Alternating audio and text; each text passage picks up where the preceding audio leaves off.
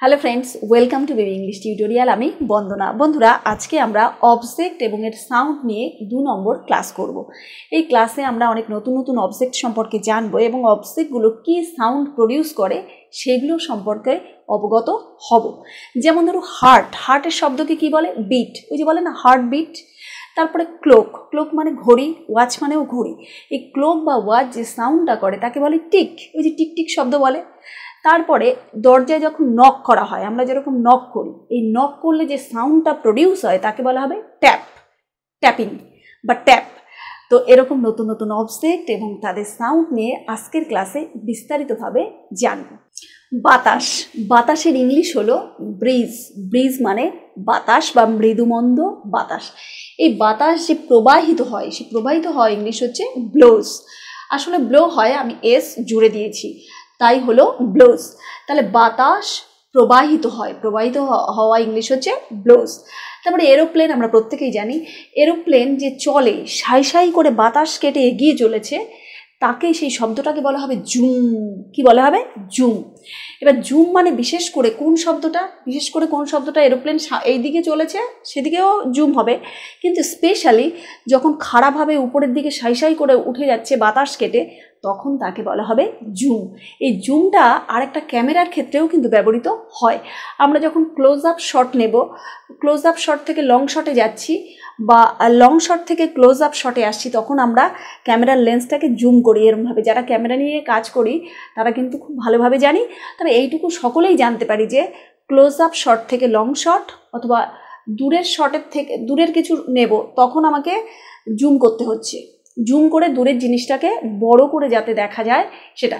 Close up shot থেকে long shot অথবা long shot থেকে ক্লোজ আপ শটে যে যাওয়ার যে সাউন্ডটা হয় সেটাকে বলা হবে জুম। আর জুম মানে আমরা প্রত্যেকেই জানি, জুম মানে বড় করে দেখা। কোনো জিনিস, দূরেরও জিনিস, সেটাকে আমরা বড় করে যদি যখনই দেখবো তখন বলবি জুম কর। ওই যে ফোনের যে স্ক্রিনে বলি না জুম করে দেখা মানে এইভাবে বড় করে দেখা। তারপরে বেলস মানে ঘন্টা। আমরা প্রত্যেকেই জানি ঘন্টা বাজে, রিং মানে বাজে। তাহলে বেলস কি করে?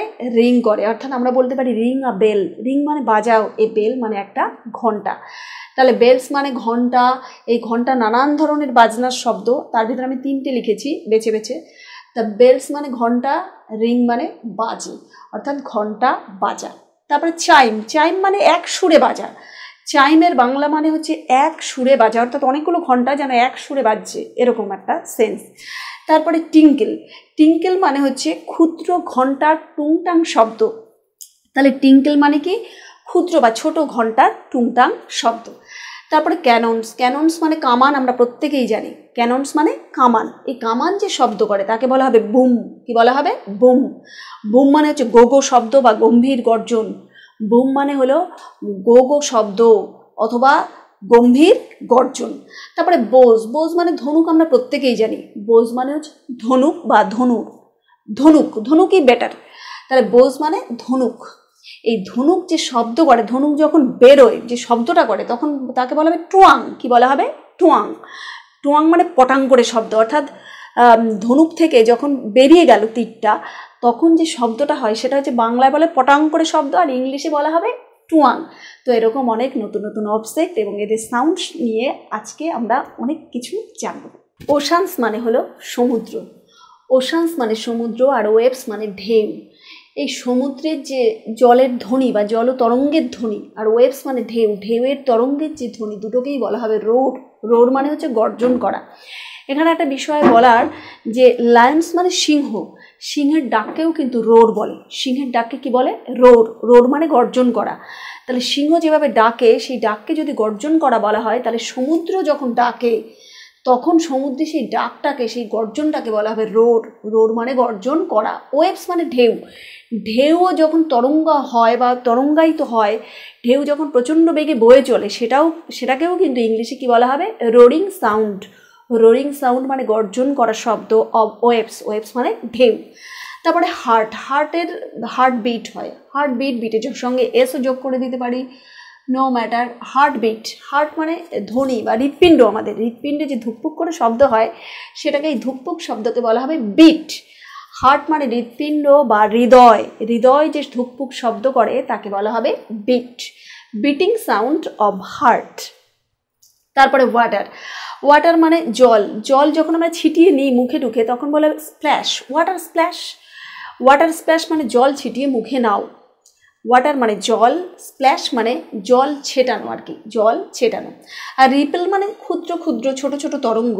রিপেল মানে অর্থাৎ ছোট ছোট ঢেউ, ছোট ছোট ঢেউগুলো তরঙ্গায়িত হয় যখন তাকে বলা হবে রিপেল। মানে ছোট ছোট ঢেউয়ের, ক্ষুদ্র ক্ষুদ্র ঢেউয়ের তরঙ্গায়িত হয়ে বয়ে যাওয়া, তরঙ্গায়িত হয়ে বয়ে যাওয়া এটাকে বলা হবে রিপল। অর্থাৎ rippling sound of water, rippling sound of water. ছোট ছোট ঢেউয়ের যে বয়ে যাওয়ার যে ক্ষুদ্র শব্দ বা তরঙ্গায়িত হয়ে যাওয়ার যে শব্দ তাকে বলা হবে রিপল। তারপরে রিভার্স, রিভার্স মানে হচ্ছে নদী। আমরা প্রত্যেকে জানি রিভার্স মানে হলো নদী। নদী যখন সমুদ্রে জল ঢেলে দেয় তখন সেটাকে বলা হবে গার্গল। আমরা প্রত্যেকেই কিন্তু গার্গল করি, গরম ঠান্ডা লাগলে আমার তো অনেক করতেই হয় গার্গল।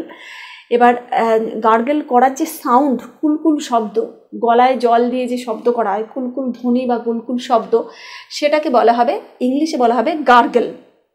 নদী যখন সমুদ্রের কাছে নিজেকে উজাড় করে দেয়, নিজের সমস্ত জল যখন নিঃশেষ করে ঢেলে দেয় সমুদ্রে, তখন সেই শব্দটাকেও বলা হবে গার্গল। তারপরে গানস, গানস মানে বন্দুক। বন্দুক যখন বন্দুকে যে যখন শব্দ করে এই শব্দটাকে বলে ব্যাং। ব্যাং মানে হচ্ছে দুম করে শব্দ। আমি এই ব্যাং শব্দটার সঙ্গে প্রথম পরিচিত হয় সেলিম আলী একটা গল্প, পাখির গল্প, মানে পাখি প্রেমী মানুষটার নাম হচ্ছে সেলিম আলী, তাকে নিয়ে এই লেখাটা গল্প। সেই সেলিম আলী ওই গল্পের ভেতরে ব্যাং এই শব্দটার সঙ্গে প্রথম পরিচিত হই। ব্যাং মানে হচ্ছে দুম করে শব্দ, অর্থাৎ গান। বন্দুক যখন ছোড়া হয় তখন যে শব্দটা হয় তাকে ইংলিশে বলা হবে ব্যাং। ব্যাং মানে হচ্ছে দুম করে শব্দ। তারপর দেখুন ক্লোক, ক্লোক মানে হচ্ছে ঘড়ি, ওয়াচ মানেও ঘড়ি।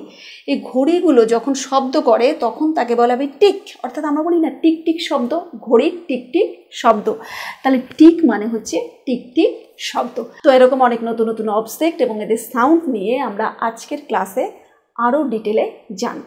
উইন্ড, উইন্ড মানে বাতাস। বাতাস বিভিন্নভাবে সাউন্ড করে, অনেক রকমের সাউন্ড হয়, বাতাস অনেক রকমের সাউন্ড করে। তার ভিতরে আমি মূল 3টে সাউন্ড লিখেছি। একটা হচ্ছে হাউলস, বাতাস চিৎকার করে, বাতাসও তার মানে চিৎকার করে, তাহলে বাতাস হাউল করে মানে চিৎকার করে। হুইসেলস, হুইসেলস মানে সিটি দেওয়া, অথবা হুইসেল মানে সিটি দেওয়া বা শীষ দেওয়া, সিটি দেওয়া বা শীষ দেওয়া একই ধরনের আর কি।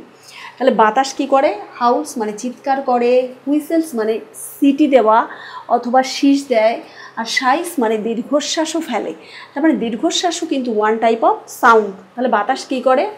সিটি দেয়, চিৎকার করে, দীর্ঘশ্বাস ফেলে, খানিকটা মনে হচ্ছে মানুষেরই মতো আচরণ করে বাতাস, মানে বাতাস। তারপর নকিংস, নকিংস মানে ধাক্কা মারা, নকিংস মানে কোনো দরজায় টরজায় এরকম ধাক্কা মারা। ধাক্কা মারলে কী হয়? ট্যাপ শব্দ হয়, ট্যাপিং শব্দ। ট্যাপিং মানে হচ্ছে ঠকাঠক শব্দ, ওই যে এরকম করলাম। তাহলে নকিং, নকিং করলে যে সাউন্ডটা আসে তাকে বলা হবে ট্যাপ, মানে ঠক ঠক বা ঠকাঠক শব্দ। তারপরে এক্সপ্লোশন, এক্সপ্লোশন মানে হচ্ছে বিস্ফোরণ।